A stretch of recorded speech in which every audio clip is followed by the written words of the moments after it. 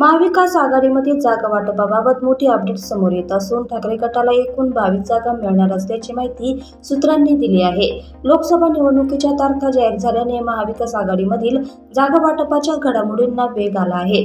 अखेर ठाकरे गटाच्या जागेवर शिक्कामोर्तब झाल्याची माहिती मिळत आहे, ज्यात उद्धव ठाकरेंच्या शिवसेनेला 22 जागा मिळणार असल्याची माहिती मिळत आहे। निवडणूक आयोगाने लोकसभा निवडणुकीच्या तारखा जाहीर केल्याने आता उमेदवारांना देखील प्रचारासाठी वेळ मिळायला पाहिजे। यासाठी महाविकास आघाडीत जागा वाटपाच्या घडामोडींना वेग आला आहे, ज्यात उद्धव ठाकरेंना 22 जागा मिळणार असल्याचे निश्चित असल्याची माहिती सूत्रांनी दिली आहे। तसेच पुढील 2 दिवसात मतदारसंघासह उमेदवारांच्या नावाची देखील उद्धव ठाकरेंकडून घोषणा केली जाण्याची शक्यता आहे। उद्धव ठाकरे यांना महाविकास आघाडीत 22 जागा मिळणार असल्याची माहिती सूत्रांनी दिली आहे।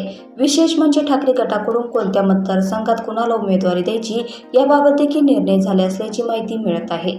असे असताना 22 पैकी 4 अशा जागा आहेत जिथे कोणता उमेदवार द्यायचा याबाबत निर्णय झाला नाही, ज्यात जळगाव, कल्याण, पालघर, उत्तर मुंबई लोकसभा मतदारसंघाचा समावेश आहे। सोबतच हातकणंगले मतदारसंघात उमेदवार न देता राजू शेट्टी यांच्या स्वाभिमानी संघटनेला बाहेरून पाठिंबा देण्याचा निर्णय झाला असल्याची माहिती मिळत आहे।